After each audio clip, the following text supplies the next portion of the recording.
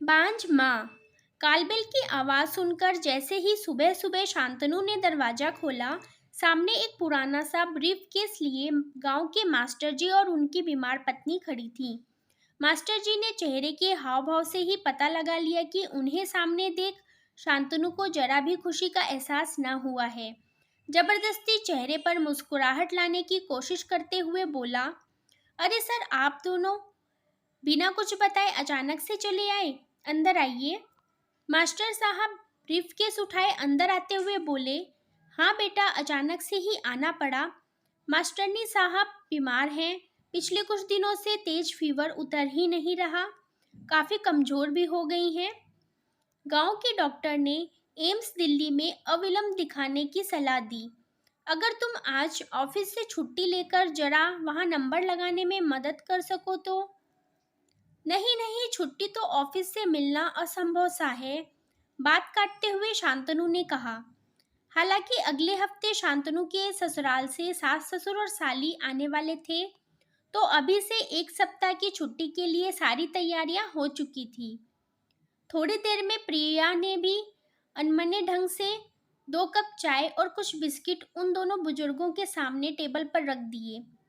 सानिया सोकर उठी तो मास्टर जी और उनकी पत्नी को देखकर खूब खुशी से चहकते हुए दादू दादी बोलकर उनसे लिपट गई। दरअसल 6 महीने पहले जब शांतनु एक सप्ताह के लिए गांव गया था, तो सान्या ज्यादातर मास्टर जी के घर पर ही खेला करती थी। मास्टर जी निसंतान थे और उनका छोटा सा घर शांतनु के गांव वाले घर से बिल्कुल सटा था। बूढ़े मास्टर साहब खूब सान्या के साथ खेलते और मास्टरनी साहिबा बूढ़ी होने के बावजूद दिन भर कुछ न कुछ बनाकर सान्या को खिलाती रहती थी। बच्चे के साथ वो दोनों भी बच्चे बन गए थे। गांव से दिल्ली वापस लौटते वक्त सान्या खूब रोई। उसके अपने दादा दादी तो थे नहीं, मास्टर जी और मास्टरनी जी में ही सान्या दादा दादी देखती थी। जाते वक्त शांतनु ने घर का पता देते हुए कहा कि कभी भी दिल्ली आए तो हमारे घर जरूर आए, बहुत अच्छा लगेगा। दोनों बुजुर्गों की आंखों से सान्या को जाते देख आंसू गिर रहे थे और जी भर भर के आशीर्वाद दे रहे थे। कुल्ला करने जैसे ही मास्टर जी बेसिन के पास आए, प्रिया की आवाज सुनाई दी, क्या जरूरत थी तुम्हें इनको अपना पता देने की? दोपहर को मेरी सहेलियां आती हैं, उन्हें क्या जवाब दूंगी? और सानिया को अंदर ले आओ, कहीं बीमार बुढ़िया मास्टरनी की गोद में बीमार ना पड़ जाए। शांतनु ने कहा, मुझे क्या पता था कि सच में आ जाएंगे। रुको, किसी तरह इन्हें यहाँ से टरकाता हूँ। दोनों बुजुर्ग यात्रा से थके हारे और भूखे आए थे। सोचा था कि बड़े इत्मीनान से शांतनु के घर चलकर उसके साथ आराम से नाश्ता करेंगे। इस कारण उन्होंने कुछ खाया पिया भी ना था। आखिर बचपन में कितनी बार शांतनु ने भी तो हमारे घर में खाना खाया है। उन्होंने जैसे अधिकार से उसे उसकी पसंद के घी के आलू पराठे खिलाते थे। इतना बड़ा आदमी बन जाने के बाद भी शांतनु उन्हें वैसे ही पराठे खिलाएगा। सान्या, मम्मी की तेज आवाज़ सुनकर डरते हुए सान्या कमरे के अंदर चली गई।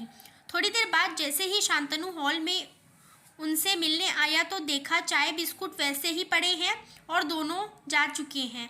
सान्या की पसंद के अपने हाथों से मास्टरनी जी ने नमकीन बनाकर गांव से लेते आए थे। एक पुराने पॉलीथीन में नमकीन वहीं टेबल पर दोनों बुजुर्ग छोड़ गए थे। पहली बार दिल्ली आए दोनों बुजुर्ग किसी तरह टैक्सी से एम्स पहुंचे और भारी भीड़ के बीच थोड़ा सुस्ताने एक जगह जमीन पर बैठ गए।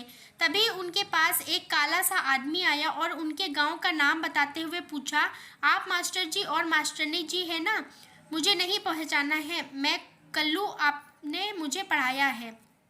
मास्टर जी को याद आया, ये बटेसर हरिजन का लड़का कल्लू है। बटेसर नाली और मैला साफ करने का काम करता था। कल्लू को हरिजन होने के कारण स्कूल में आने पर गांव वालों को ऐतराज था, इसलिए मास्टर साहब शाम में 1 घंटे कल्लू को चुपचाप उसके घर पढ़ा दिया करते थे।